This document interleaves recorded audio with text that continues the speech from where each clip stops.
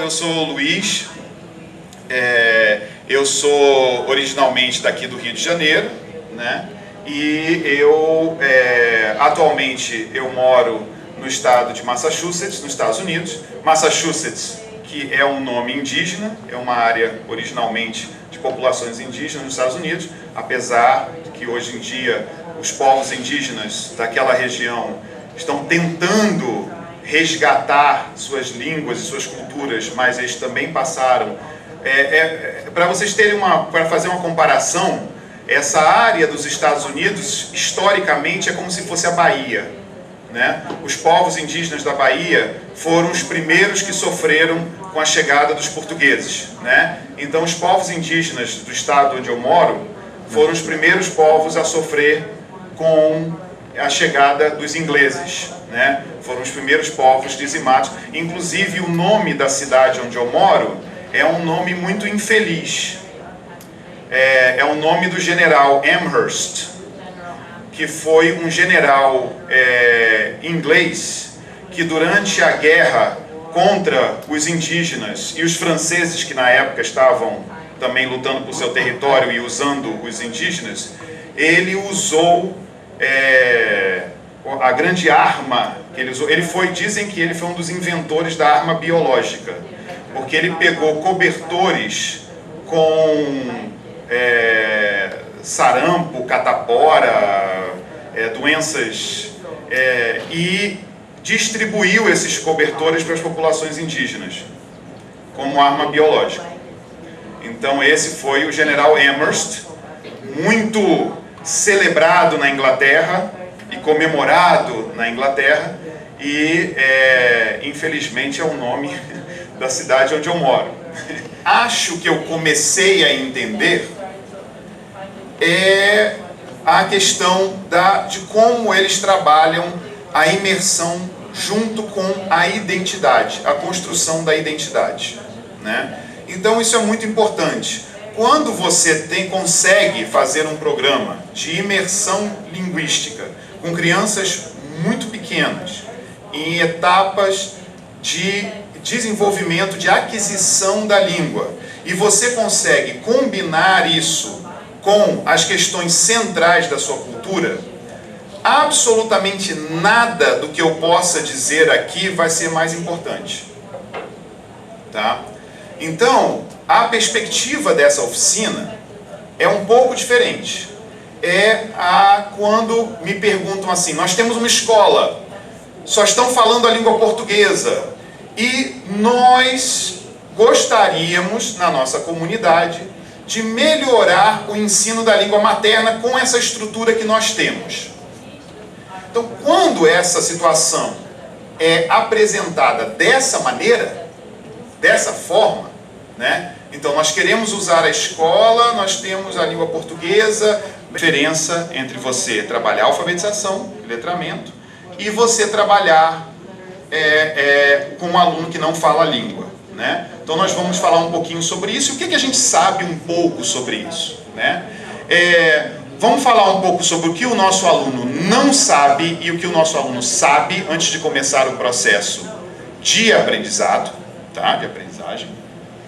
Vamos falar então sobre algumas teorias. Por que algumas teorias? Essa parte nem vai ser a parte mais importante aqui, porque isso existem outros fóruns para a gente discutir mais em detalhe essas teorias, mas eu vou só dar uma pincelada, falar muito rapidamente, para a gente ver que essas abordagens elas têm uma base, né? Elas têm uma teoria, uma discussão ali por trás, né? Vamos falar então de algumas abordagens de ensino, e essas abordagens eu vou mostrar então alguns exemplos rápidos. Tem um slide sobre projetos de revitalização na América Latina e na América do Norte que estão usando essas abordagens, tá?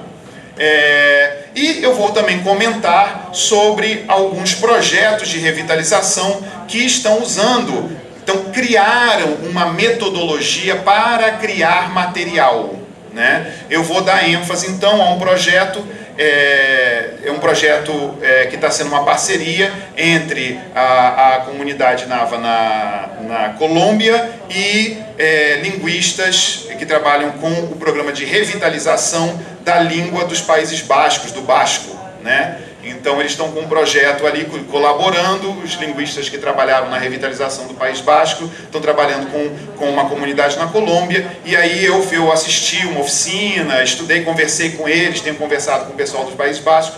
É uma experiência muito interessante de preparação de material didático. Eu vou comentar só rapidamente, porque a gente não vai ter muito tempo aqui, né? Muito bem. Um último comentário, então, é que o material de segunda língua, ele tende a ser mais flexível. O que eu quero dizer com isso? Nós vamos falar sobre o nosso aluno. Lembra, quem estava aqui na palestra de ontem, na minha palestra da tarde, eu falei dos 6 elementos que eu considero importantes para construir material didático, né? Eu falei saber sobre o contexto, ter uma teoria de aprendizado, uma metodologia, blá, blá, blá, blá, blá, né? O material de segunda língua, quando eu quero dizer mais flexível, eu quero dizer que ele se aplica mais facilmente a diferentes tipos de aluno. Eu já vou explicar por quê.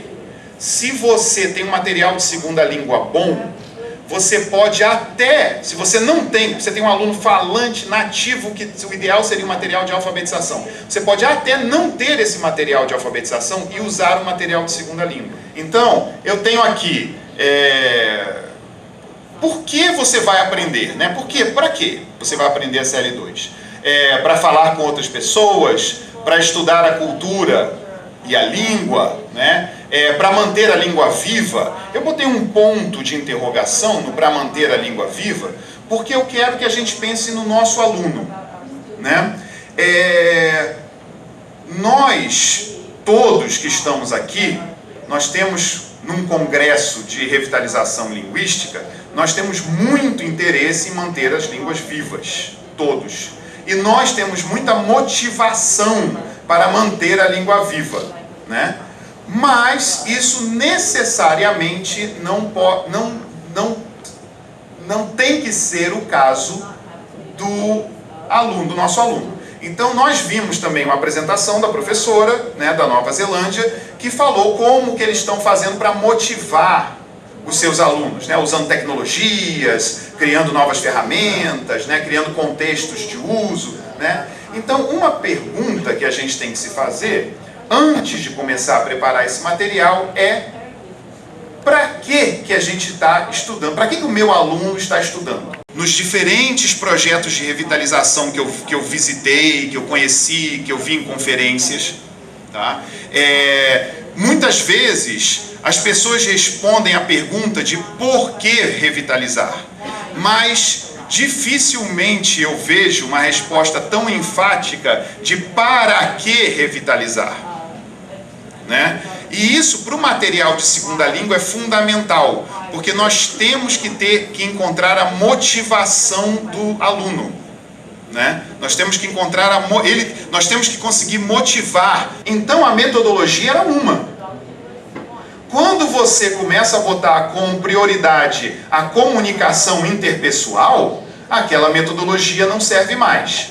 Então, para você responder qual é o meu objetivo em revitalizar essa língua, também vai afetar o método que você vai usar, tá certo? Tá? A última questão é essa. Todas as teorias de ensino e aprendizagem hoje em dia usadas para L2, tá? Elas partem do pressuposto de que existe uma motivação e uma disponibilidade por parte do aluno, tá? Existem estudos específicos sobre motivação. Se o meu aluno não está motivado, existe um texto de 89 que foi escrito por um linguista aplicado, e ele diz justamente, quando ele fala a diferença entre a aquisição de L1 e a aquisição de L2, né, como adulto. Ele fala, uma das diferenças é, a L1, se você pegar um bebê, uma criança, e botar num ambiente em que ela odeie, deteste, mas ela escuta a língua, ela vai aprender a língua. Nós temos casos de prisioneiros de guerra que passaram 15 anos presos e não aprenderam uma palavra do lugar de onde eles estavam presos. Por quê? Porque não só eles não tinham motivação, como eles tinham uma ojeriza, uma raiva, um ódio daquelas pessoas que falavam aquela língua. Então as teorias de segunda língua, todas hoje, trabalham com a questão da motivação, tá certo? E falando em segunda língua, nós estamos falando, obviamente, não de crianças na idade do ninho de língua. Nós estamos falando de adolescentes, jovens, adultos, né, que é a preocupação de vários aqui. Antes de escolher uma metodologia, antes de começar a preparar um material, façam uma discussão, perguntem como motivar as pessoas. Para que nós estamos fazendo? Não só respondam o porquê. O porquê a gente responde para a nossa cultura, para a gente manter nossa cultura, as nossas tradições, passar os nossos conhecimentos. Isso a gente tem essas respostas. O que a gente não tem a resposta, às vezes, quando a gente começa num projeto, é para que eu estou fazendo? Qual é o objetivo disso, né? Para nós. E como que eu posso usar esse para quê para motivar principalmente jovens. Para que você quer? Eu vou me inscrever num curso de inglês. Para que você quer? Normalmente, as pessoas não vão dizer assim, eu quero para ler um texto só. Pode ser, pode ter alguém que vai estudar inglês para ler um texto. Como eu disse, muita gente estudava latim e estuda latim até hoje para traduzir textos e estudar a estrutura da língua. Ótimo, perfeito. É um motivo justo para estudar latim. Mas, normalmente, nós estamos falando de você usar uma segunda língua, nós estamos falando de comunicar. Eu quero aprender essa língua para falar com alguém, para contar uma história, para transmitir um conhecimento, né? Para transmitir uma maneira de ver as coisas, que às vezes só naquela língua você entende. Para isso, é muito comum nós falarmos desse desenvolvimento das 4 habilidades. Isso serve para o caso de vocês? Não sei. Pode ser que sim, pode ser que não. O que a maioria das teorias falam, ou das práticas, mais que teoria, que as práticas se preocupam, as práticas se preocupam em desenvolver a fala, a compreensão oral, a leitura e a escrita. So the goal is a 2-minute class, and the goal is to introduce some words. Just that. The goal is to introduce some words. Okay? E nós vamos fazer de 2 maneiras. We're going to do it in 2 ways. Eu vou dar uma aula de Wapchana descontextualizada, e a Wendy, que é melhor professora do que eu, vai dar, principalmente porque ela fala o Wapchana muito melhor do que eu, né? Então ela vai dar a aula de Wapchana contextualizada. Apresentar algumas palavras. Ok? Só isso. Ok? Muito bem. Então vamos começar. Kaimen, pegar. Kanam wur. Kanam wur. Waush wur.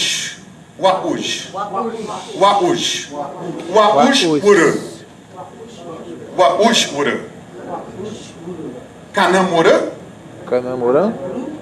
Waushura. Kanamura. Waushura. Waushura. Kanamura. Kanamura.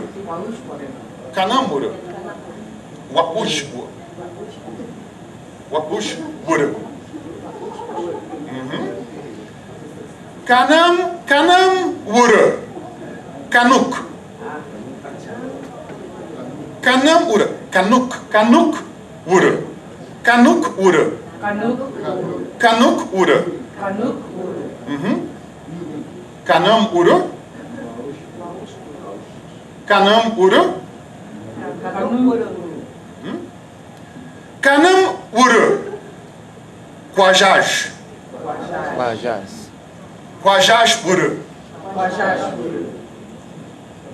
Kanam ura. Arimrak. Arimrak. Kanam ura. Arimrak ura. Kanam ura. Quajaj. Quajaj. Quajaj ura. Kanam ura. Pishan. Pishan ura. Pishan ura. Kanam ura. Tapish. Tapish. Tapish. Tapish ura. Kanam ura. Quajaj ura. Kanam ura. Kanam ura. Pishan. Pishan ura. Kanam ura. Tapish. Tapish ura. Kiber. Kiber. Kanam ura. Kiber ura. Kutuj. Kutuj. Kanam ura. Kutuj ura. Kanam ura. Wauj ura. Kanam ura. Kanuk ura. Kanam ura. Quajaj ura. Kanam ura. Arimrak ura. Kanam ura. Kanam ura. Kanam ura. Kanam ura. Kutuj. Kutuj ura. And now you're going to hear the real pronunciation with Wendy. Agora vocês vão escutar a verdadeira pronúncia com Wendy. Então, acabou a minha aula. This is the end of my class. Esse é o final da minha aula, tá certo? Então, o que eu fiz na minha aula? Eu apresentei itens de vocabulário, certo? E eu atingi o meu objetivo. Apresentei itens de vocabulário. Agora vamos passar para uma professora. Você pode usar o meu microfone. Kaimen não poktan?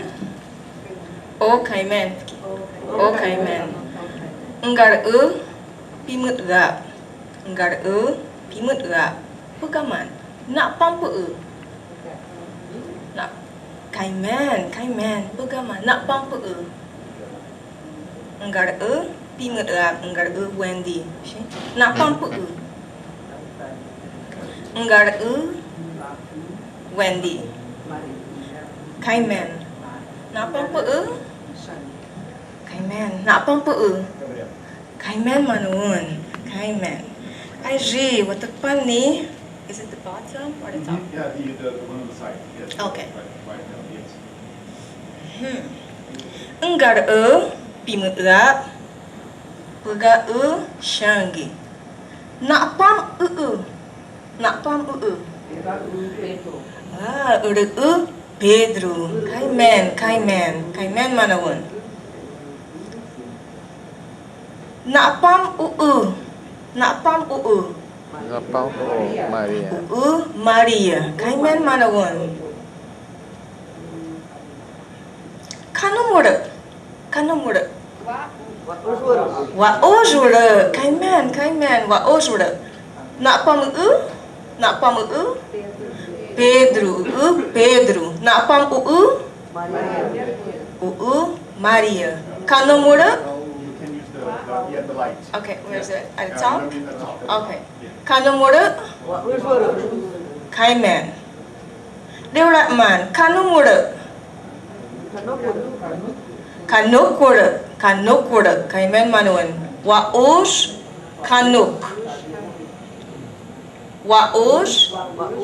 Kanuk. Kaimen.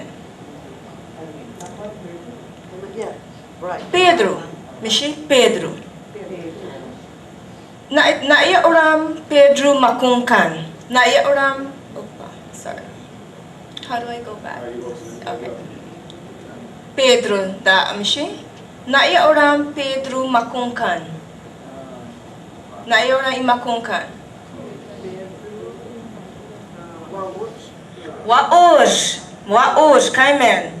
Pedro makungkan waos i. Pedro makungkan waos i.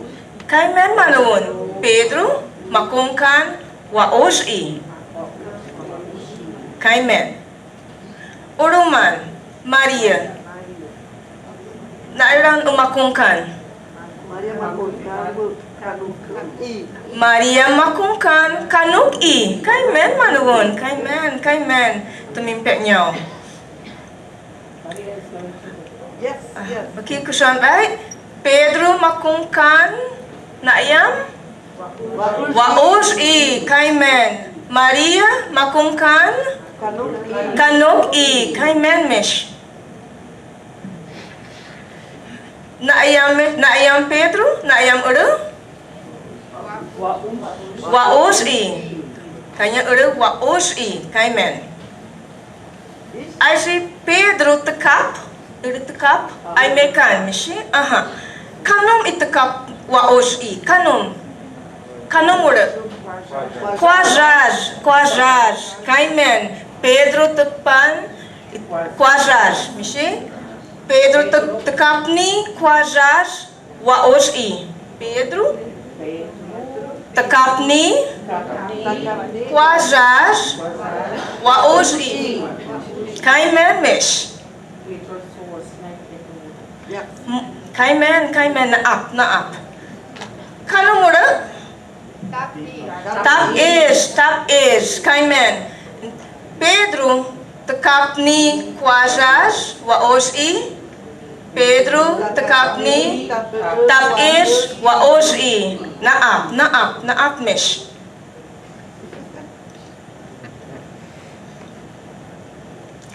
Kanong ura?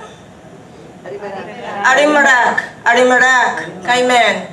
Pedro tekap ni arimarak waos i. Kaimen manawon. Kaimen mish unaw. Pedro tekap ni quajar waos i. Pedro tekap ni tap is waos i. Pedro tekap ni arimarak waos i. Kaimen manawon. Ay uro Maria. Naaya Maria? Kanok i. Kanya Maria kanok i mishi. Aha. Aji na i utekpan kanong utekap ni kanok i. Kota ers. Okay? Kota ers. Kaimen. Maria tekap ni kota ers kanok i. Kaya ba orang utekap ni kupam pisyan mishi. Aha, kanong ura? Pisyan. Aha, pekin awat. Maria tekap ni pisyan kanok i. Naap. Kaya kapam utekan kanong ura? Kiper. Utekap ni kapam kiper. Pekin awat. Maria tekap ni kiper kanok i. Naap. Kaimen manawon. Pekin awat kusangay. Maria tekap ni kota ers kanok i. Aha, kusangay. Maria tekap ni pisyan kanok i.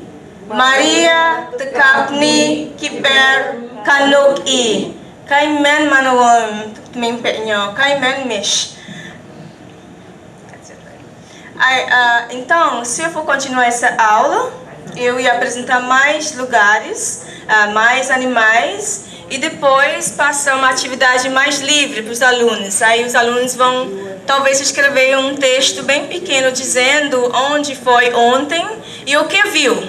Aí depois fazer uma apresentação oral para a professora e os alunos. Ok? Recados Pardan, Kaimen Manawon. Apresentação de vocabulário descontextualizado, né? Então, eu apresento o vocabulário, a ortografia, faço repetir, né? Que foi a minha aula, né? Que foi uma aula bem pobre, né? O que a gente aprende quando a gente ensina só o vocabulário? O que a gente aprende? A gente aprende palavras soltas, né? Essa aula de vocabulário dá a condição de você, como aluno, produzir frases, textos, usar a língua para se comunicar? Nada. Exatamente. Nada. Né? Então, na aula da Wendy, o que ela faz? Ela apresenta o mesmo vocabulário, né? O vocabulário é igual, só que esse vocabulário agora, ele está dentro de um contexto, né? Ele está dentro de um contexto. E por ele estar dentro de um contexto, agora ele serve o que nós chamamos de função comunicativa, né? Uma função comunicativa. Esse vocabulário não está solto. Esse vocabulário tem um objetivo para se comunicar, né? Então, a primeira função comunicativa que a Wendy trabalhou nessa aula, qual foi? Foi essa. Qual foi? Como você diz que você foi, né, a algum lugar, né? Ir até algum lugar. Foi a primeira função comunicativa, usando o vocabulário, né? A segunda função comunicativa, qual foi? O verbo ver, né? Então, takpani, né? E aí ela vai dizer o quê? Né? E não só vocês produziram a frase, né? Pedro takpani kojaj, como o Pedro viu a cobra, como vocês também localizaram isso, né? Então, os i, né? No rio. E exatamente, né? Então aí o linguista já falando que o locativo serve tanto para, né? Então, tem uma pós-posição, né? Aí são todos os linguistas aí com as suas coisas. Mas o mais importante para nós não é que é uma pós... Agora, tem uma coisa interessante que eu estava descobrindo enquanto eu e o Andy estávamos preparando essa aula, que esse verbo kanum, agora é só um side comment, um comentário para linguistas. Esse verbo kanum, que foi sempre traduzido como ir, ele não significa ir, porque se a gente muda a marca aspectual dele, ele na verdade ele significa mais algum tipo de movimento para a localização, mais uma localização espacial do que propriamente a ação de ir. Porque se você mudar a marca de aspecto, você muda a pós-posição. Lição para os linguistas. Eu aprendo muito mais sobre o Apshana quando eu estou tentando usar o Apshana para me comunicar, do que quando eu chego e falo assim, aqui está uma lista de frases em português, traduz isso para o Apshana, traduz isso para o Apshana, traduz isso para o Apshana. É só minha opinião, tá? Estou só falando. Por quê? Porque quando eu quero me comunicar, eu me coloco em umas situações, eu quero dizer isso, eu quero dizer aquilo. E aí eu já falei para o Wendy que o nosso projetinho que a gente vai começar agora é que a gente vai fazer um livro de ensino de Wapishana de segunda língua enquanto o Luiz aprende a falar o Wapishana, né? Porque esse processo de você usar a língua para se comunicar é um processo riquíssimo, não só de aprendizado da língua, como, atenção linguistas, para a descrição da língua. Porque você começa a querer dizer, não aquilo que você já sabe dizer em português, mas você começa a querer dizer na forma da língua que você está aprendendo a dizer. Então, think about it. Pensem sobre isso, né? Estudar a língua aprendendo a falar como segunda língua. Ou seja, usando com um conteúdo comunicativo. Tá certo? Vamos voltar para a nossa apresentação.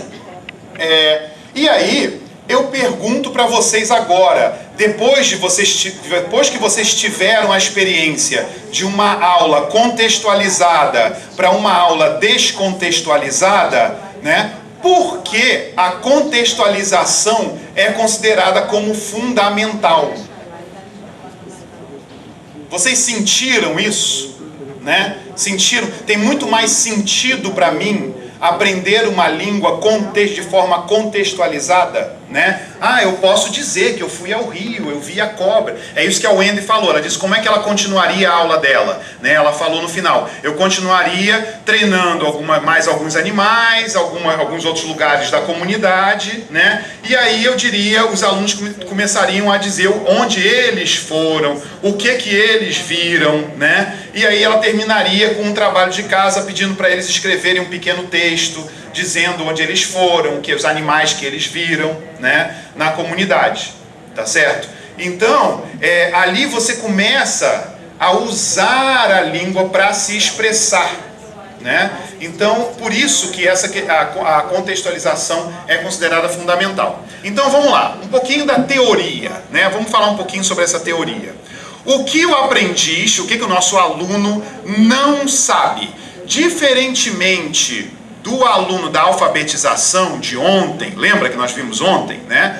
Diferente do aluno da alfabetização, esse aluno da segunda língua, ele não tem conhecimento fonológico. Então você viu com os alunos aqui, que estavam aqui, né? Como é que fala, né? Tapiz. Aí tem um glotal aí, tapiz, né? Então não é tapiz, né? Você tem sons, os falantes do português, por exemplo, né? Quajaj, né? Quajaj. O Wendy vive me corrigindo, que eu vivo pronunciando errado. Quajaj, né? Quajaj, tem alguns sons ali. O Apshana tem um som que eu adoro, eu demorei 1 ano para entender esse som. Exatamente, o D retroflexo para dop, dop. Eu escutava a palavra dop, que é a palavra para casa, e eu achava que era um A alto que fazia, mas não é o A alto, é um D retroflexo. O ponto de articulação do D é no alto né? Então eu falo assim, eu vou para minha casa, um macum, um dor e na minha pronúncia de segunda língua, tá, gente? Depois vocês perguntam para a Wendy que ela vai fazer com a pronúncia de primeira língua, tá? Eu sou um mero aprendiz de segunda língua, né? Então eu diria um macum, um dor e. Né? Então, esse conhecimento fonológico eu não tenho quando eu começo. E eu vou aos poucos, eu preciso de exemplos, eu preciso do exemplo contextualizado para aprender. Eu também não tenho vocabulário, né? O AUS nós vimos que é Rio. Agora, para eu falar no Rio, eu digo o AUS e, né? Então, esse no está no final. Isso é um conhecimento gramatical que eu, como aluno de segunda língua, não tenho. Eu não sei disso. Eu preciso também de exemplos para aprender isso, né? Eu também não tenho conhecimento sobre os contextos comunicativos de uso. Quando que se usa? Para falar o que se usa? Aqui nós demos um exemplo muito clássico, né? Que são lugares da aldeia e animais da aldeia, né? Mas aí a gente pode... eu vou mostrar para vocês a metodologia de preparar material. A primeira coisa que a gente faz numa oficina de preparação de material de segunda língua é um levantamento de contextos comunicativos. É a primeira coisa. A gente começa uma oficina de material de segunda língua levantando contextos comunicativos, que depois a gente vai estruturar numa sequência e botar vocabulário, né? Mas o contexto comunicativo é o princípio. E é a metodologia, inclusive, que está sendo usada pelo pessoal dos Países Baixos lá na Colômbia, junto com o pessoal que está construindo esse material. Já vou falar sobre isso, tá? Então ele também não tem o conhecimento sobre o contexto de uso. Ou seja, ele não conhece a língua, suas estruturas e seus usos. E se ele já souber um pouco, né, que é o caso em muitas comunidades, né? Então, eu não vou falar disso aqui, mas eu só quero mencionar para vocês. Existe hoje em dia todo um estudo de como trabalhar com o chamado falante de herança, que em inglês se chama heritage speaker, né? Então a gente está cada vez mais avançando em metodologias, em maneiras de se trabalhar heritage speakers. Inclusive, eu estou co-organizando um congresso em Portugal no ano que vem com colegas da Universidade de Lisboa, que é um congresso sobre línguas de herança através do mundo, tanto de estudos estruturais quanto de estudos de transmissão de língua e de conhecimento. E uma das questões que nós vamos debater em um dos painéis é até que ponto existe uma semelhança no sentido cognitivo e no sentido da ensino-aprendizado dos falantes de herança que vivem, por exemplo, os hispânicos que moram nos Estados Unidos e falam o espanhol como uma segunda língua, né, a língua dos pais, e certos contextos indígenas, né, onde você escuta a língua do pai, mas a língua dominante já é o português, e até que ponto essas duas pesquisas podem ajudar. Alguns de vocês talvez já tenham visto isso nas comunidades de vocês, né? Nessa oficina, nós focaremos, então, nos aprendizes que têm muito pouco conhecimento. Então, nós vamos focar nas pessoas que têm pouco conhecimento, tá? Que têm pouco conhecimento da língua. Ok. E vamos falar, então, as teorias de ensino-aprendizado de segunda língua também se aplicam a outras populações, como nós vimos aqui. Ou seja, na dúvida, procure uma metodologia de segunda língua. Já sabe. Aí você fala assim, então ele não sabe tudo. Ou, em português, melhor português, ele não sabe de nada, né? Mas não é verdade, não é verdade. Esses alunos que estavam aqui, eles sabiam alguma coisa sobre o Wapixana, né? Sabiam, na verdade, várias coisas sobre o Wapixana.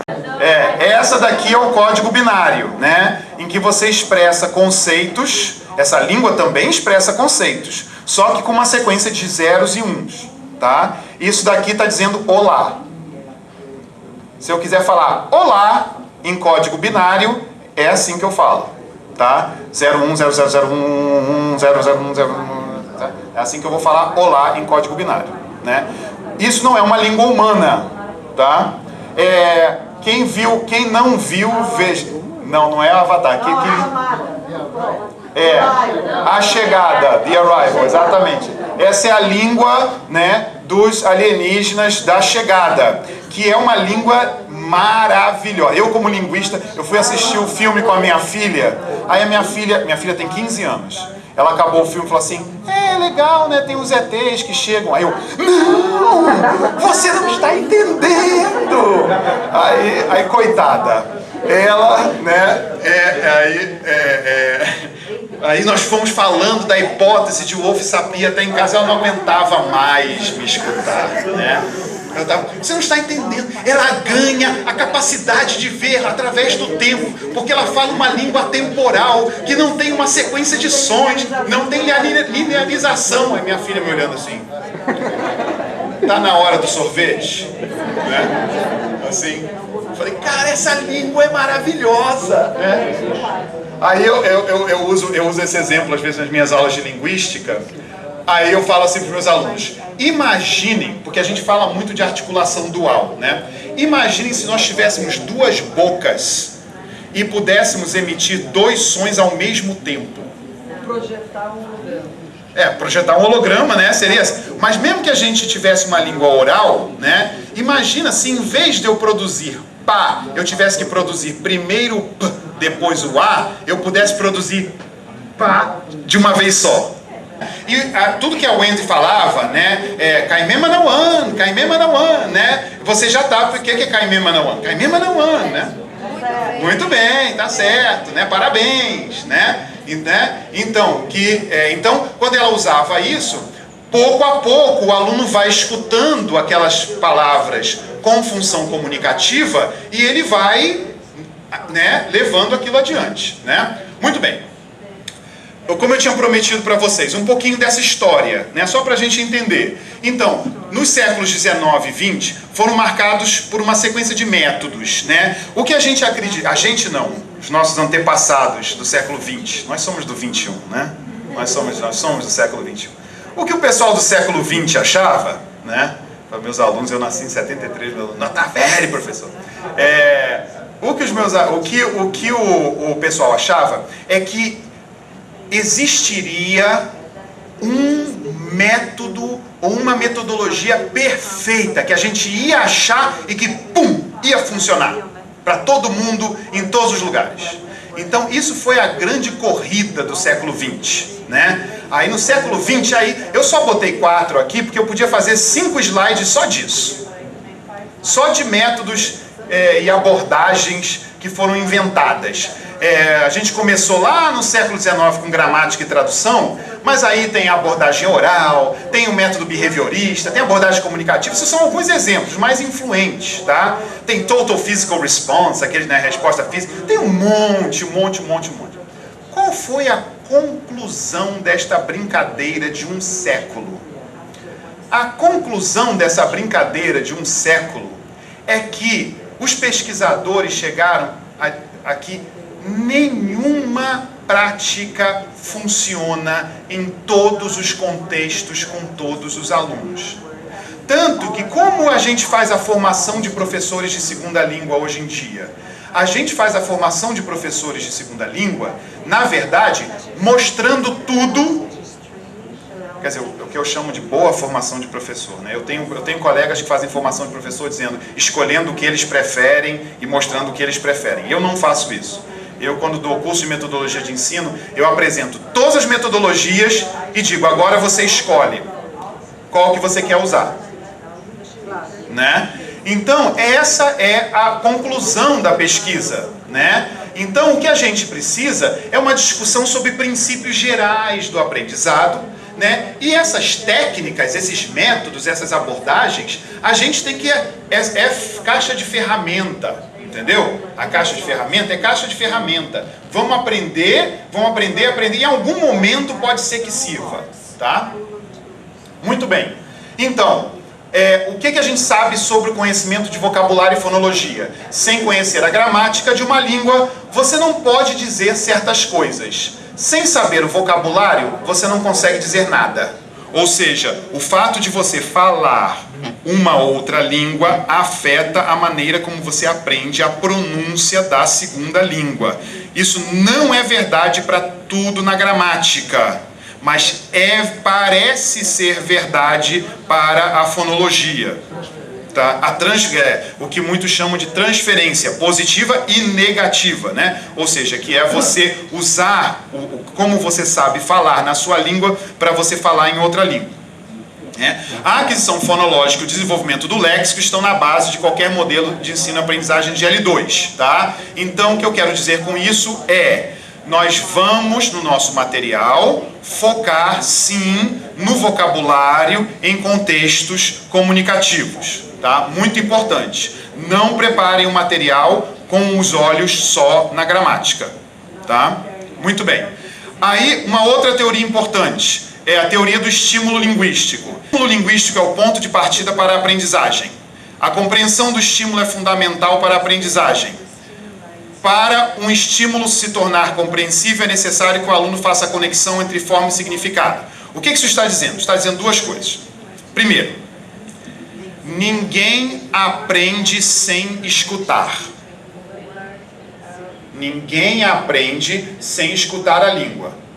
Por que ontem eu critiquei as gramáticas pedagógicas escritas inteiras em espanhol ou em português com um exemplo na língua indígena? Porque essa gramática não serve para ensinar a língua. Ela serve para ensinar sobre a língua, mas não a língua. Ninguém aprende a língua com uma gramática escrita em outra língua. Tá certo? Você não vai aprender a língua, você vai aprender sobre a língua. Tá certo? Então, o que essa teoria está dizendo é: para eu aprender a usar a língua comunicativamente, eu tenho que escutar, tenho que ver, tenho que ler, tenho que estar aqui na minha frente. E o que ela está dizendo é: esse estímulo eu tenho que entender. Então eu não posso chegar para vocês aqui, inventar uma língua e começar a... Entendeu? Aí você fala assim: o que é isso? Nem eu sei. Então você não aprendeu nada, nem eu. Então não adianta. Para aprender a língua, você tem que ter um estímulo, você tem que ter o chamado em inglês input, né? Você tem que ter tem que escutar, ver aquela língua, e isso tem que fazer sentido para você. Por isso que a Wendy e eu fomos apresentar, mas a Wendy na aula dela, que foi muito melhor do que a minha, né? ela foi apresentando aquelas palavras e mostrando o sentido. Tem as fotos. Ali, como é que a gente sabe o que significa, né, Quajás? A gente sabe que significa Quajás significa foto, porque eu vi tinha uma cobra.